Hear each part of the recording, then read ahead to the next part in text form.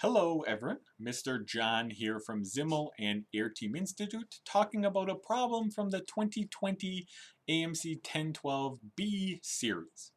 This question we're going to look at is number 24 on the AMC 10B and it was number 21 on the 12B here. So let's look at the question. How many positive integers n satisfy n plus 1,000 divided by 70 is the floor of square root of n. So here we have the floor function, that's our little kind of absolute value with a little extra on the bottom there. That's kind of rounding down in this case. It's the greatest integer not exceeding x. So we have a lot of stuff going on with integers. We have positive integers n, we can take advantage of that, right? This floor function is talking about the greatest integer. So a lot of stuff here is dealing with integers. And this is how we're going to be relating this question between algebra, which is it's an equation, right? We're solving this equation. But it's also some number theory. And that's because we have these integers and stuff like that there. So for example, right off the bat, we know that the floor function is an integer. So n plus 1,000 divided by 70 has to be an integer. What does this tell us then? Well, this actually tells us that n plus 1,000 has to be divisible by 70. Or just writing that out in a little bit easier way right now, let me write that as 0 mod 70. Right? We know that when we're dividing by 70, we get no remainder because we have an integer. So we can write this as n plus 1,000 is 0 mod 70. Well, what about 1,000 itself? If we divide 1,000 by 70, you can check that that has a remainder of 20. So we can say n plus 1,000 is equivalent to n plus 20 is 0 mod 70. And so this tells us that n itself has to be 50 mod 70. These mods are the easiest way to write things out, the easiest way to intuitively think about this. But it's probably easier for the algebra we're going to do to turn this into an exact expression. Now we're going to need a new variable to do that, but the pro is that it's another integer. So for example, for some integer k, let me not write out here, let's all remember that k is an integer, right? N is a positive integer, so this means k is 0 or 1 or 2, right? It's some multiple of 70 plus 50. And that ensures that when we do n plus 1,000 divided by 70, we get an integer. Further than that, we can write that integer in terms of k. So here is kind of what our advantages are going to be, or we can start seeing what they're going to be by making this substitution. So just doing this in our head a little bit, n plus 1,000 is 50 plus 70k plus 1,000. So it's 70k. Well, 70k divided by 70 is just k. And 1,000 plus 50 is 1,050 divided by 70 is 15. So we have k plus 15 in this scenario. And let me circle or box these two because now we're shifting. We're shifting from a question about n's to a question about k's. Furthermore, our question's asking us how many n exist. So if we find how many k exist, of course, every k gives us one n, so we can just kind of think of the remaining point of the problem is how many positive integers, or sorry, non-negative integers, because k could be 0, k work in this case. Now, how do we start relating what we have into values of k, and why is k going to be helpful here now that we kind of get rid of our fractions and stuff like that there? Well, let me start by writing out a very general property of the floor function in this case. Right, we said the floor function was rounding down. So if I do this in general here, let's say for a number t, the floor of a number t, it doesn't need to be an integer or anything, right? The floor there could be any number, is less than or equal to the number itself, right? If the number is an integer to begin with, we don't have to round, so it is possible for a number to equal its floor, but it doesn't need to. It could be a little bit bigger, and then we're rounding down there. Why do I have to say a little bit bigger though? Because it cannot be any bigger than the floor of t plus 1.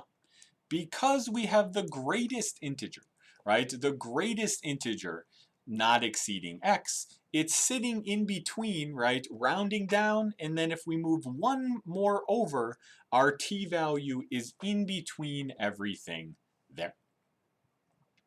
So let's start thinking about this here then, right? What are we going to be applying this t value to? I'm going to write this out, but let me kind of highlight stuff here as well. The t value is of course going to be applied to the square root of n. So I'm being careful not to get the floor, right? Our t is this square root of n in this case. Now, right, that means of course that we have the square root of 50 plus 70k. I'm going to write out everything here in terms of our k values we have. So in the middle of this, and I'll go back and highlight it again, we can have square root of n, aka, and from now on will be known only in terms of k, square root of 70 plus k here. So that is our square root of n we have here. Now, what's the advantage of all the stuff we did before? Well, the floor was supposed to be equal to. The floor is n plus 1,000 over 70, right? This is the floor of that function there. So we have this value is the floor. We know that that is k plus 15 though as well. So in fact, what we can say here is that this has to be greater than or equal to. Our lower bound in this case is k plus 15. This is an integer here. And then our upper bound is, right, that plus 1. So let me just write this as k plus 16 to save a little bit of room there. And I'll only highlight the kind of lower bound, and then you can see, okay, adding 1 is where we're kind of squishing this values of k in between. So that's what we have then in this case. So the floor is k plus 15, and then we have k plus 15 is less than or equal to square root of 50 plus 70k, less than k plus 16 in this scenario. Now, we've done everything here to get rid of worrying about the floors, worrying about values. N was an integer, k is an integer. We don't have to worry about n plus 1,000 divided by 70 being a fraction anymore. All of the stuff to worry about in terms of fractions and stuff is done. What is the only thing we need to worry about yet? The only thing we need to worry about is our inequalities. So we have two inequalities here. Let's look at the first one. It's a little bit easier. We're going to do that in full detail, and I'll let you kind of do a little bit of work yourself for the kind of second one. But for the first one, right, we have k plus 15 needs to be less than or equal to square root of 50 plus 70k in this case. So that's what we have there. Now, this is a quadratic inequality after we square. So let's square both sides. Let me just write this one out. We have k squared plus 30k plus 15 squared, so plus 225. And this needs to be less than or equal to, well, the square of a square root is easy, 50 plus 70k there. Now, putting everything on one side, we'll have less than or equal to 0 here. So we have k squared, right, minus 40k. And then 225 minus 50 plus 175 in this case. Now let me use this parentheses for factoring here. So if I move this down, right, we have a quadratic, and you can think a second and see that this factors as k minus 5 and k plus, sorry, minus 35. So we have two positive factors here, and so this needs to be less than or equal to 0 in this scenario. So this is a parabola now in terms of k opening upwards. So the two products here being less than 0, one needs to be positive, the other negative. So we actually need k minus 5 to be positive, k minus 35 to be negative. And this is only possible if k is between 5 and 35. So both of these values are okay. Right, we're less than or equal to 0, so it's 0 at 5 and 35, and everywhere in between. So that's what we have here for this first inequality there. Now, let me kind of erase the work, right? So let me move this up, and then this is our first conclusion from that first inequality. Now we have a first range of k values that we're going to need to kind of combine and work with at the end. So we have our values there, and we want to keep those in mind. Now, it's very similar. This one's a little bit messier, but if you do the work for the second one, we need 50 plus 70k again, the square root. This needs to be less than k plus 16. So you, again, square both sides, you get a quadratic. You can factor that quadratic or use the quadratic formula in this case. And this actually tells us that k is kind of greater than 19 plus square root of 155.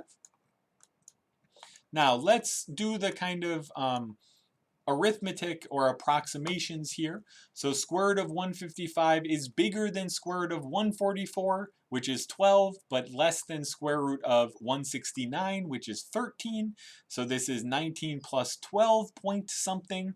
And so as an integer, k needs to be greater than or equal to 32.